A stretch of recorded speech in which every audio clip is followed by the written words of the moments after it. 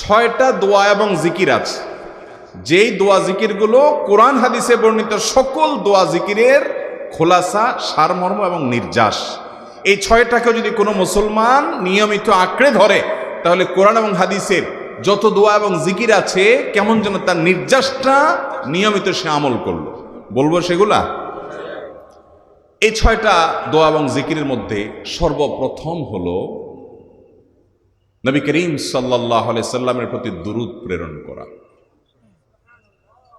নবীজি সাল্লাল্লাহু আলাইহি সাল্লামের প্রতি দুরূদ প্রেরণ করার আমল এরকম আমল, আপনি যদি সারা দিনে শুধুমাত্র নবীজির প্রতি দুরূদ প্রেরণ করার আমলটাই জিকির হিসাবে সবচেয়ে বেশি করেন, দোয়া হিসাবে যদি এটাই আপনি সারাদিন করতে থাকেন, তো আপনার জন্য যথেষ্ট হবে, আল্লাহর কাছে আর কিছু না চাইলেও চলবে।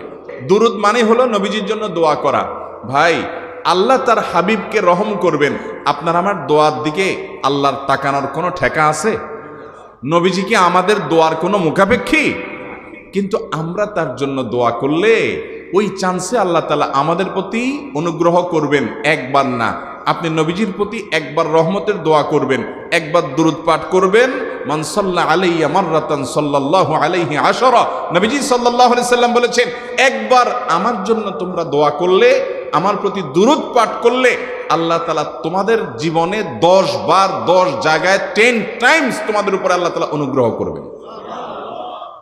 আপনি টেরও পাবেন না কত জায়গায় আল্লাহ অনুগ্রহ করেছেন। আল্লাহ বাঁচাই দিয়েছেন, একটুর জন্য শেষ হয়ে যান নাই। ওই যে দুরূদ পড়ছেন, আল্লাহ তাআলা রক্ষা করছে, আপনি খবরও নাই।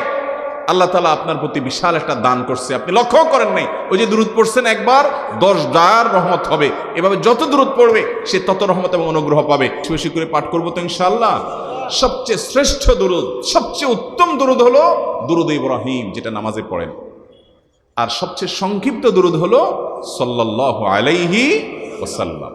এছাড়া নবীজির প্রতি দোয়ামূলক যে কোনো দুরূদই আল্লাহর কাছে গ্রহণযোগ্য হতে পারে, যদি দুরূদের অর্থের মধ্যে, কথা বলার মধ্যে খারাপ কিছু না থাকে। 6টা দোয়া হলো কোরআন হাদিসের শত শত সহস্র দোয়ার নির্যাস এবং খোলাসা। তার 1 নম্বর হলো দুরূদের আমল।